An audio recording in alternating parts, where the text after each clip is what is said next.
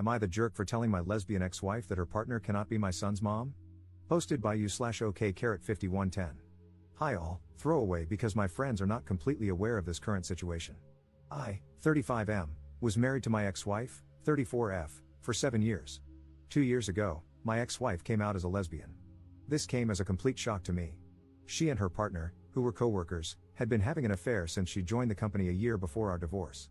We have a son together, 8M. I was heartbroken and devastated. I felt betrayed, as I had spent 7 years of my life with this woman, and it all felt like a lie now. When I confronted her, she told me that she had to live her truth and that she tried to suppress her identity because she didn't come to terms with it until she met her partner. When I asked whether she loved me, she told me that while she loves me, it's different from how she loves her new partner. This broke my heart even further. The divorce was quick as she did not want anything from me, and we agreed to a 50-50 split of custody. I decided to go no contact with her and handled the custody transfer process through my sister, 27F, whom I moved in with after the divorce. I sold the house, and we mutually agreed that the excess money from the sale would go into a college fund for our son. I could not bear to stay in that house anymore, as it kept reminding me of her betrayal.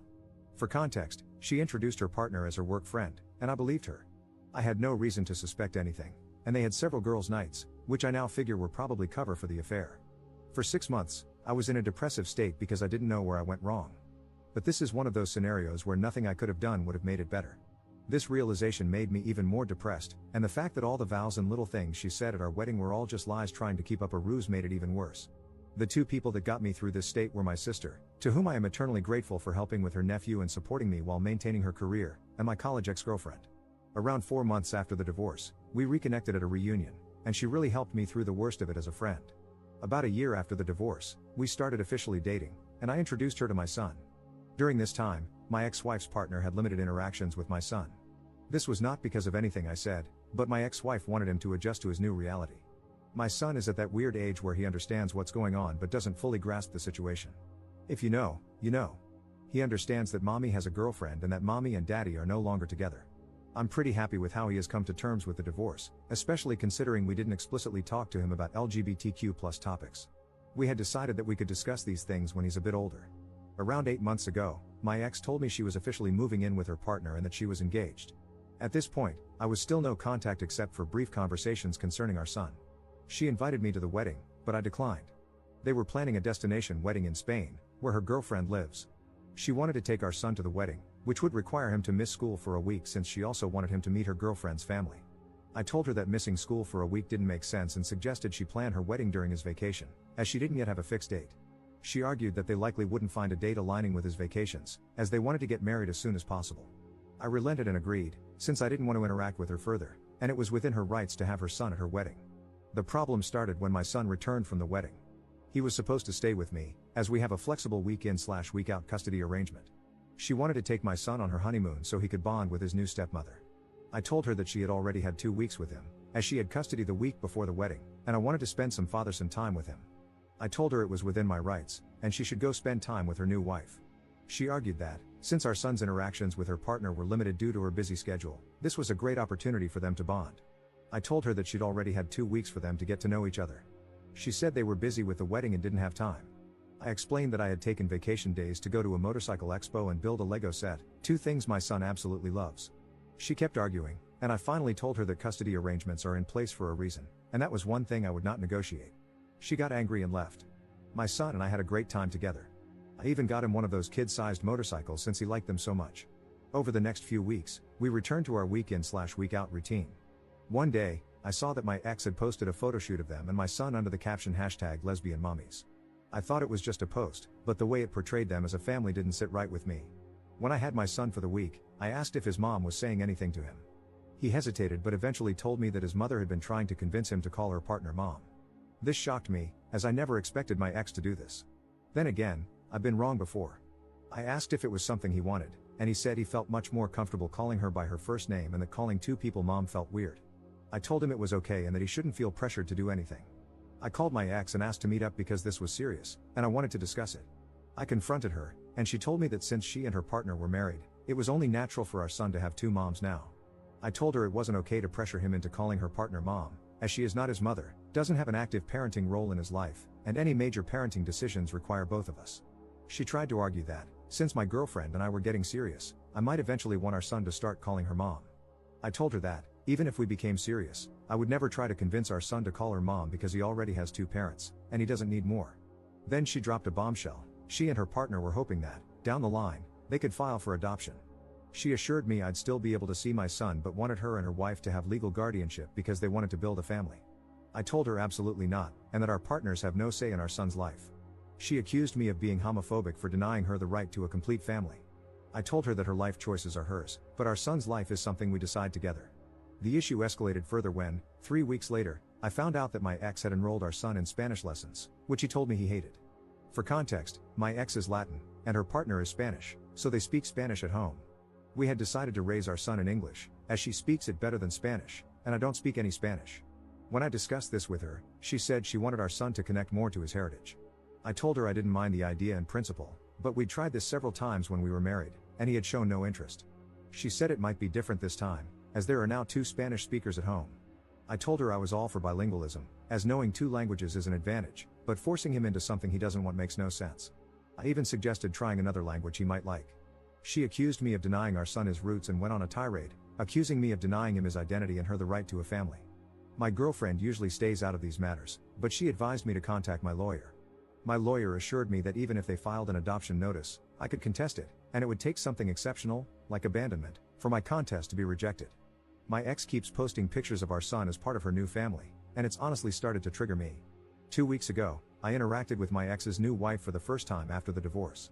She contacted me to meet up and told me that my ex had finally started to recover from the trauma of coming out and building a new life. She accused me of being emotionless and uncaring during the divorce, guilt-tripping my ex into agreeing to 50-50 custody, and standing in the way of their happiness. She also told me I should agree to the adoption in a few years, as they've always wanted a family, and I would still remain my son's dad and could visit him. I told her I didn't care about her emotional state during the divorce and that my custody demands were fair by any rational standard. I told her if they wanted a perfect family image, they should have a child of their own with no connection to me. I feel like all this has started to affect my son more than anything. He's a lot less happy than he was a few months ago, as we had started to adjust to this new reality. For context, since I know this is going to come up, the emotional trauma my ex faced stemmed from her family effectively disowning her after she came out. Her parents don't talk to her anymore. My son, however, has plenty of interaction with his maternal grandparents when he's with me. My ex-wife and her partner make significantly more money than I do. However, my ex-wife earns less than me, but her partner has a senior position and more stability.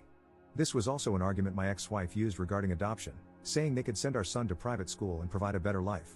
The recent elections may have caused some of this urgency, as they worry they might lose adoption rights soon. However, they don't want to adopt him now, but in a few years, so I doubt this is the reason. Update 1 day later. Hi all. It's been crazy seeing everyone's reactions to the situation, and I wanted to share a quick update with you all. First of all, I'd like to clarify that my son and I have been going to therapy since the divorce. He was doing quite well until the whole mom saga happened. My in-laws disowned her after she came out. They were not even aware of the affair when she came out to them.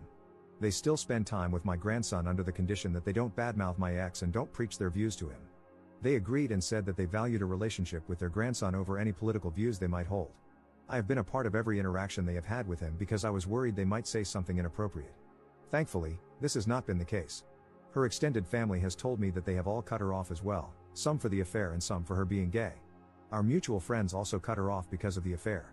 All our mutual friends were my work buddies and their spouses/partners. I did not ask them to do anything, they came to the decision on their own. I was actually glad when she told me she had made a friend on her own, as she used to complain about not liking her colleagues. We all know how that turned out. I'm pretty sure they're not planning to skip the country. I have all my son's documents, and we decided this during the divorce because she was still figuring out where to go. Since I was moving in with my sister, the chances of them getting misplaced were low. I have also not received any demands for the documents, and she returned the passport to me when we came back. The whole adoption thing probably stems from the fact that my son has a very close relationship with his mother. The only times he has really complained to me are when she asked him to call her partner mom and when she made him take Spanish classes he didn't want. We did everything for him equally during our marriage, but I had to travel out of state to my parents frequently during COVID because they were sick with pre-existing conditions and couldn't take care of themselves. My sister was on an assignment abroad at that time. My sister also agreed with this. Please let me know your thoughts. I listened to people and contacted my lawyer, who is also my friend, this morning. He told me the same thing as last time, that it would take something really unusual for the adoption process to go through, like child abandonment. He also said that they are a bunch of idiots who have no idea how the law works. He also told me that if the whole "we want to adopt him" is a real thing and if she is talking negatively about me to my son and I could prove it, I could get custody. This has not been the case, as I've not heard my son say that his mom says bad things about me. This brought me a sigh of relief. I plan to contact my ex today with the following conditions. We both install parenting apps and document all interactions. No more mention to me or my son regarding adoption or calling her partner mom. No more posting images of my son as part of their perfect queer family, because, frankly, I don't want my son's photos on the internet when he is so young. He can decide what he wants when he is older. I plan to talk to my ex in a couple of hours. Please let me know what you think about this. Second update 1 day later. Hi all, I talked to my ex today. She was busy yesterday, and I wanted more time to gather my thoughts. When we met, I put forth my demands. She told me the parenting app idea seems fine and that she has no problem with it.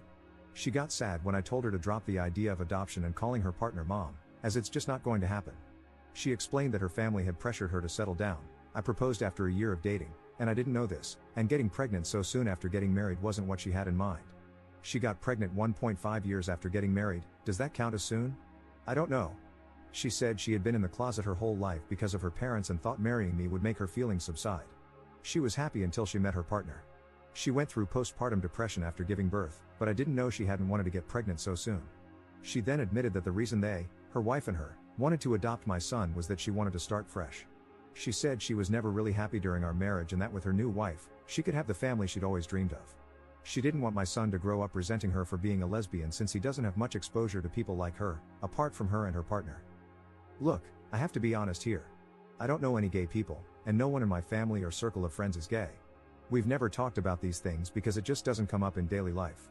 That doesn't mean my son and I have no idea who they are, especially after the divorce.